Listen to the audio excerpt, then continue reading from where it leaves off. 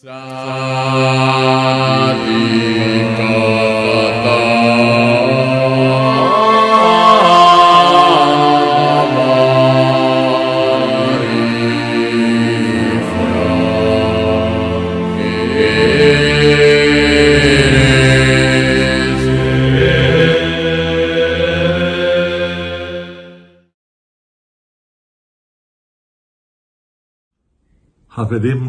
vechaverot, Shabbat Shalom. Passamos Lag BaOmer e nós estamos com o trecho da Torá chamado Bechukotai, com o qual, com esse trecho, nós vamos encerrar a leitura do terceiro livro da Torá, chamado Vaikra, que foi traduzido como Levítico. O Im Bechukotai Telecho é o trecho hebraico. Se nos meus estatutos andares, Shukot, meus preceitos guardares. Aí vem então uma descrição de várias berachot, de bênçãos ao povo, caminhando na senda do bem, né? E a seguir, cerca de 30 admoestações, se o povo não seguisse, né, o caminho do bem. Eu não diria a palavra punição, eu diria sim admoestação. Vou explicar depois o porquê. Entre as bênçãos, vamos ler uma perashá muito pequena, um trecho pequeno, né?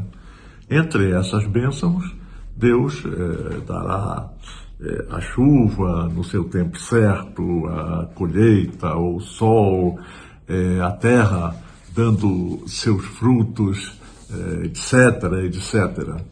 E nas admoestações, se não seguirmos o caminho do bem, o texto fala que você vai ter grandes problemas, a terra será estéril, se acabará a vossa força, árvores não darão frutos, o vosso céu será como o ferro e a vossa terra como o cobre. Olha quão profundo nós podemos entender isso, levando para o sentido geral.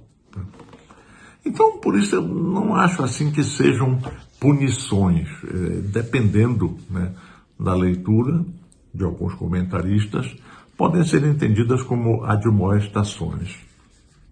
Vejam, depois que o Beit HaMikdash, o grande templo, o primeiro, foi destruído, o templo de Salomão, e o segundo, inúmeras civilizações se instalaram em Israel. O povo, a partir daí, sempre teve que conviver com aqueles invasores. Tomaram conta da terra. Romanos, turcos, persas, assírios, babilônicos, gregos, etc. A gente pega a sequência da história, nós vamos ver o que aconteceu com a destruição do Beit HaMikdash, do templo, né? Mas se a gente vê direitinho, nenhum desses povos, nenhum deles sobreviveu. Nenhum.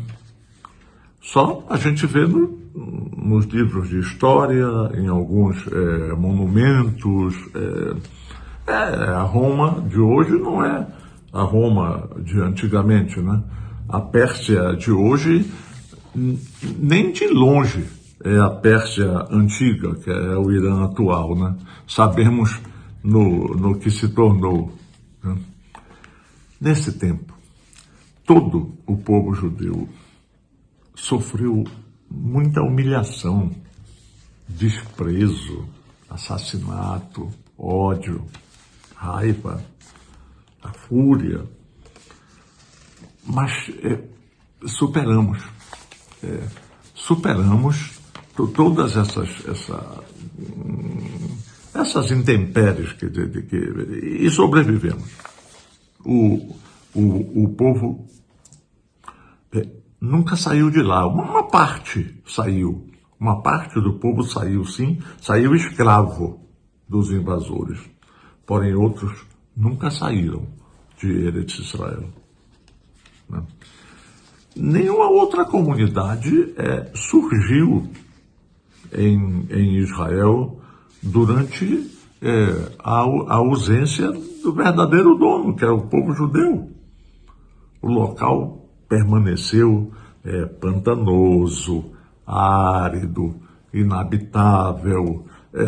Todos sabemos como ficou Israel. Mas isso ocorreu, temos que entender, isso ocorreu porque existia uma promessa de Deus aos patriarcas Abraão, Isaque e Jacó.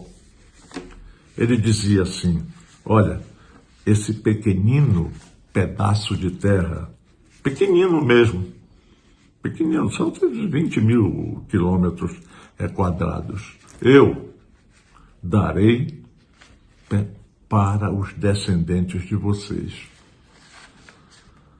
Seus descendentes são os donos do lugar. Nessa terra é onde vai florescer Israel. Israel foi o nome dado ao patriarca Jacó. Sabemos, né, da história. Então, não te chamarás mais Jacó, e sim Israel. E vieram as 12 tribos que formaram o povo de Israel. Realmente, a providência divina, ela traçou com maestria o nosso caminho, nos uniu, nos protegeu. Né? E quando é que aquele pequenino pedaço de terra voltou a florescer? Quando foi? Quando voltou ao povo de Israel, voltou a produzir, a dar frutos, a brilhar. Então, aquelas admoestações que estão ali, contidas em Bechukotai, né, esse trecho da Torá, podem estar mostrando para a gente que não seguimos os mandamentos. E aconteceram. Aí vem então uma máxima, eu diria, do judaísmo, que diz, mesmo sendo Israel, a nação escolhida por Deus para ter os 10 mandamentos, para ser o fiel depositário da Torá, e por isso chamado o povo eleito, o povo do livro, Israel não tem nenhum privilégio especial sobre os demais. Né? Precisamos cumprir os preceitos divinos. A prosperidade ela é eventual. Ela depende da conduta moral do homem. Então, sob essa ótica, nenhum de nós deve ficar de braços cruzados. Precisamos fazer o bem, amar ao nosso próximo como a nós mesmos. Está nesse livro, Vaikra. Aí então nós seremos dignos da bênção divina. Todo homem é digno da bênção divina. Né? Nós não podemos nos tornar seres passivos, mas sim temos que fazer o bem. E todos aqueles que fazem o bem, que amam a seu próximo, são também abençoados por Deus.